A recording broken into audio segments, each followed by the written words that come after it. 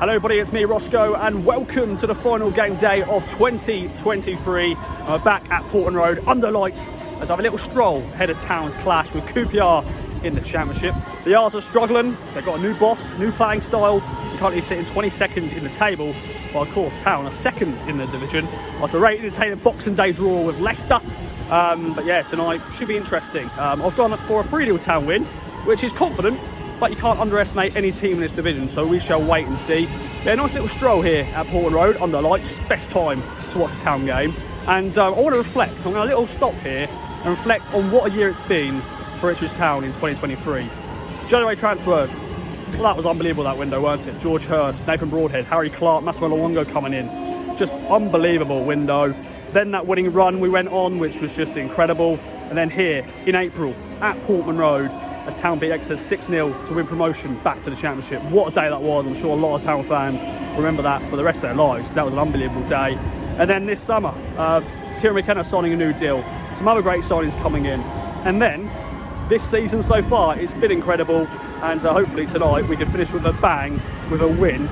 3 points, some goals, entertainment, all that. And 2024, can't wait for it. It's hopefully going to be another successful year as an Ipswich Town fan. Let's get up there then, let's go to the media lounge, let's go and see what the final media scran of 2023 will be, and also the team news. Let's get right into it. Okay then, just now in the press lounge, and as standard, go over to say hello to good old Patrick, get a nice hot chocolate, a nice drink. That is a drink, but you know what I mean, guys, you know what I mean. And I've gone get the food. Now, got a special guest, AJ, right here. Hello. Because I've decided, and once again, this is controversial, I'm not having any of the food because I've already eaten. Second time in a row. Second time in a row, and I'm just stuffed. And normally I do go for seconds all the time. I've got a few chocolates, you know, ready for the game, but I just can't stomach this lasagna. This is what we've got.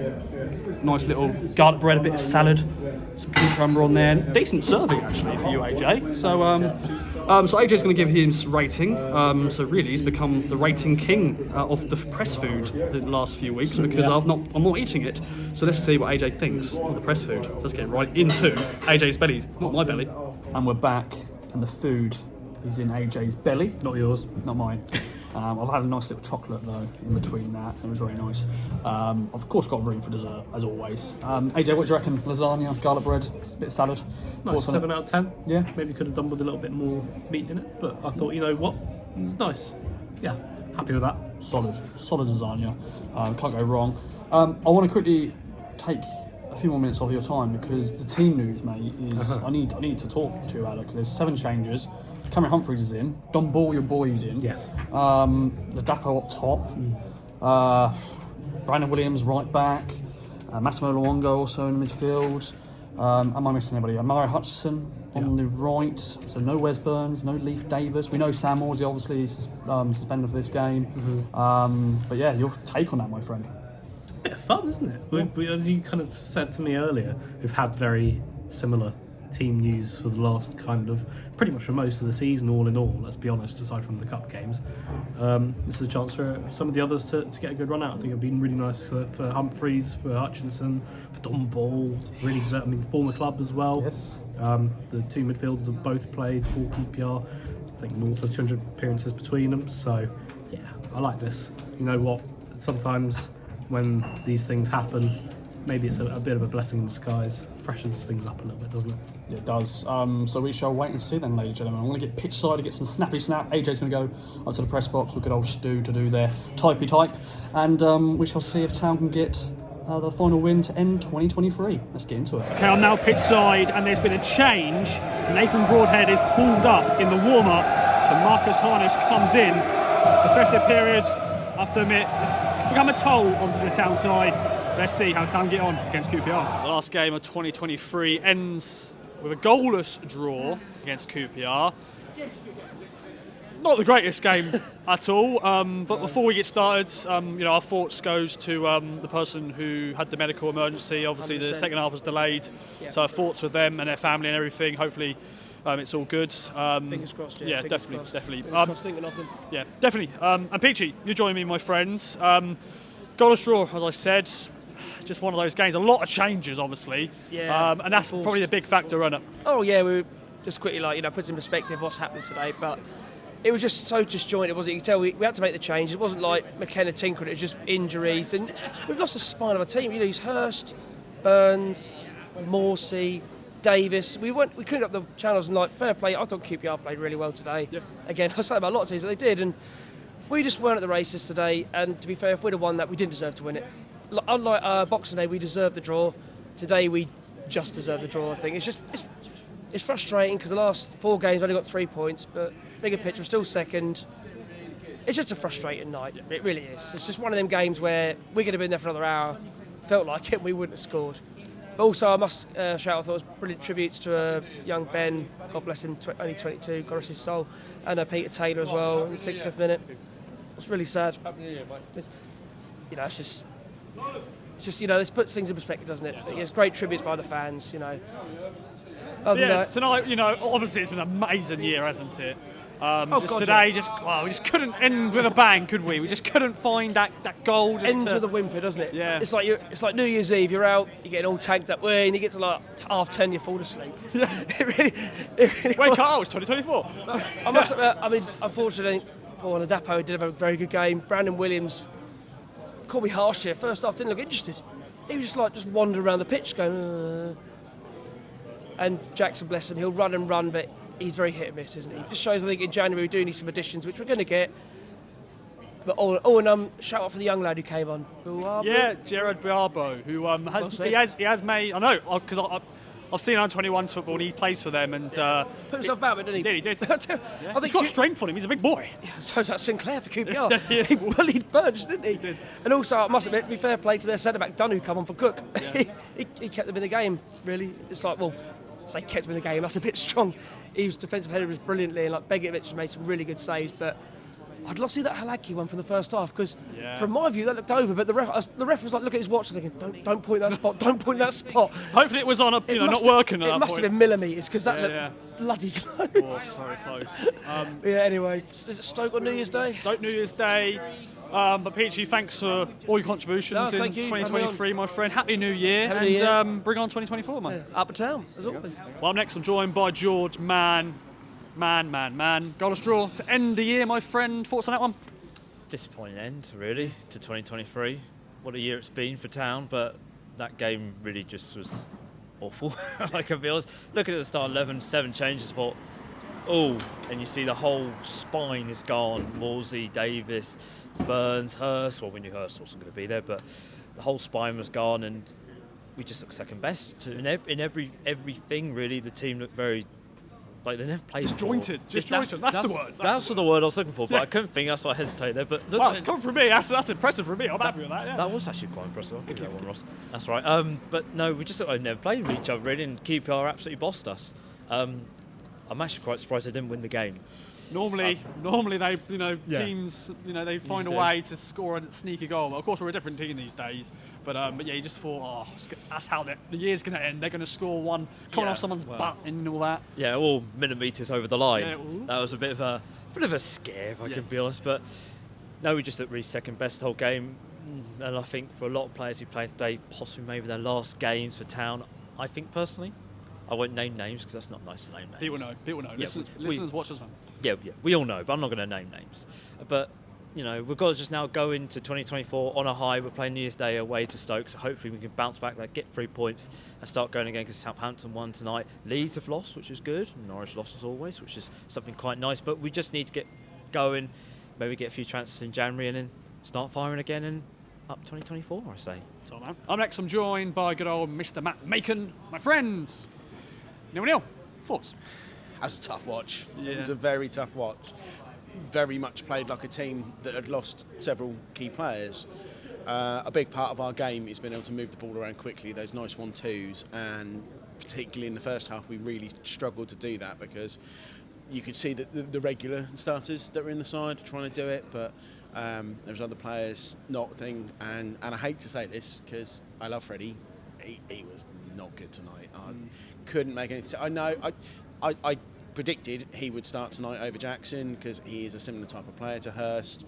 I think we were probably anticipating a lot of time on the ball and in the box, which to an extent we did have. And Jackson's probably more suited for Stoke on New Year's Day when there. I mean, Schumacher's already got him playing the press, but Ladapo, he really. I think it was about 2 occasions. I think in the first half where he actually managed to hold the ball up and sort of bring Marley Hutchinson to play. Yeah, bring he's small, but again, in the same way that George Hurst's game isn't about goals. The way number 9 plays on McKenna's side is very much about holding the ball and bringing in those 3 forwards behind. And there was a couple of times he managed to bring Hutchinson in, but generally he really. And the second half particularly, he really dropped off. And I was calling for Jackson to come on at this time. Yeah. We play that team on Boxing Day. We don't get a 1-1 draw against Leicester. But let's put it in perspective. Like I said, there's 5 key players out. Yeah. You know, and we still managed to get a draw. It had by 70 minutes. It had 0-0 written all over it. I thought we were better after the triple sub. I think he's got more players. I would have started Taylor over Ball. I don't think Ball was bad, but he was anonymous. I thought Williams was a bit headless chicken, really, rabbit in headlights. I thought we improved when Harry Clark came on as well. But yeah, it's not one for the memoirs, but it's a disappointing way to cap off what's been a fantastic calendar year. It proves that how busy the festive period is a toll on some of the players, because I'm sure like Leif David, Wes Burns, they played throughout this whole festive period, and it's probably just caught up to them a little bit. Yeah, I think certainly Leafs played every game so far before tonight. I think league games, that is, obviously not including the League Cup run. I'm not going to lose any sleep about it. Apparently there was a bit, but I didn't hear any at the end. Apparently there was a little bit of. Or towards the end of the game, there was a bit of booing, I think. Because we didn't score. Yeah, and I think as a fan base, we've got entitled. Because, when was the last time we drew 0-0 at home? I think probably Burnley in the Cup. Yeah, but then I can't remember in the league the last time we drew 0-0 at home. I mean, the last time I can think I was drawing 0-0 in the league, full stop, probably was Bristol Rovers on Valentine's Day. Yeah. Probably. So correct me if I'm wrong. Must have been like Lincoln or Cheltenham or something. Put it in perspective, like that, we have had a fantastic year at Portman Road. We really have. We've been incredibly lucky, and I suspect if there was booing, that's come out of a bit of entitlement, the fact that we're used to scoring at home. Certainly in since the start of this season, we've generally scored more than 1 at home. I think. Have we drawn anyone else? Oh yeah, Leicester. Leicester. Leicester. We scored though. Leicester. We did. Leicester are the only team that have stopped us getting 2 or more goals. Yeah. So we have, and myself included, got a little bit entitled. So it needs to be a bit of perspective. The January window is massive. I think Buwaba coming on at the end is. McKenna is not going to go out in his press conference and try and dig Ashton out. What McKenna is going to do is something more subtle, and he will bring on someone like Gerard. And that's no criticism of Gerard Buwaba. I thought he looked all right when he came on, but that's very much McKenna saying, "Look, this is. I'm pretty much down to the bare bones mark. Yeah. We need to have a really good window. We've been light." Up front for the last couple of windows, really. Certainly the last 2 summers, and he's sort of getting ahead. Was the only one other than Ladapo, and then having to wait until January to get Hurst on loan. And again, this summer we haven't really landed our targets in terms of attacking options. But I still believe the club will be doing everything they can. We are shopping in a bigger market now, much bigger market with much less financial power than we had in League One. And we're still second. We're still second by 3 points. The fact that we've gone from 10 to 3 in 6 days is quite shocking. But none of us expected to be shouting top 2. No. I'd still be very happy with the top 6 finish. And I think we'd have to go on a terrible run to drop out the top 6 now. Obviously, I want to finish top 2, but we have to remember we are sandwiched within the 3 parachute teams. We haven't got any weak teams that came down from the Premier League. Leicester, as we saw on Boxing Day, very much a cheat code for this division. They've got an excellent squad, and Leeds and Southampton. But I'm more worried about Southampton catching us than Leeds now. Leeds have obviously, since they won the league last Saturday, sorry, don't at me. Yeah. And they've gone on and lost their next 2. But Southampton have been quietly getting on stuff. We played them at a very good time at the start of the season, and that's not going to be as straightforward a game at Portman Road when they come here in the new year.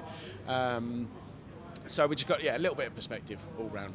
Definitely, man. Well, Happy New Year. Thanks for all your contributions. Cheers, buddy. Liam from crew, my friends.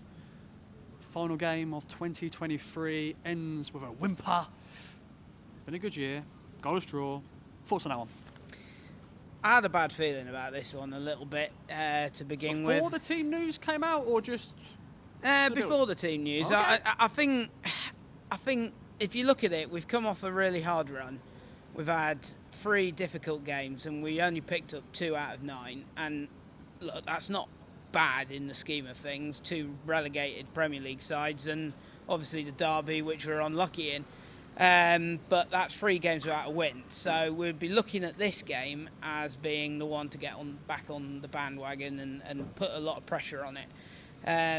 And then I saw the team news and yeah, it got worse. That feeling of anxiety for this game. And yeah, they played like a lot of them haven't played a lot of football this season. I mean, a lot of the balls were scrappy.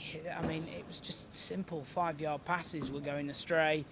But as Matt said, we were missing basically the spine of our team, 5 massive players. Yeah. And most teams are going to struggle with that. But I think what it shows is that we are ahead of schedule. Yep. I don't think no one expected us to be in this position. And it shows that a team like Leeds, Southampton or Leicester, if they get injuries, they do still have quality to replace. Whereas our squad, we might have quite a few players, but in terms of quality, we haven't got that same level to come in and replace and keep the team ticking over. And you saw that today. And it was a bit like a car that had misfiring spark plugs. There were moments where you thought... Cheap plug about me not driving. Yes, yes. Even to me, I'm like, I'm just taking the piss out of myself now. Well, that's why you haven't passed your theory test then. What's spark plug? Yeah. What's a Ford? But we had moments, but it didn't happen tonight. And then even in the last half an hour when we did start getting on top and putting on the pressure, final ball wasn't great at all tonight. So, look, we didn't lose. It's another point. And maybe this is something of evidence that McKenna can say to the board, look, if we want to carry on being competitive and stay in this fight for automatic promotion, then we maybe do have to look at investing quite a bit this January. But as Matt said, we've got to have perspective. At the end of the day, no one expected us to be second. We've played some absolutely fantastic football. And 4 days ago, when we did have the majority of our full starting team, we pretty much played, especially in the second half, the best team in the league off the park at times. So you've got to put it into perspective. So look, new year, new start. We'll go in. We've got to now try and get that first win again and get out of this little kind of run of no wins, and then go again. And hopefully with some fresh reinforcements, we can go on with that. So Happy New Year, everyone, I think. And let's look forward to 2024 and see what excitement Town will bring us, because I'm sure there will be plenty of enjoyment to come. One disappointment is not going to derail the season. So let's look ahead to next year now and cheer on the boys, and hopefully we'll see what happens and just come on Town. Wise man Liam, top man.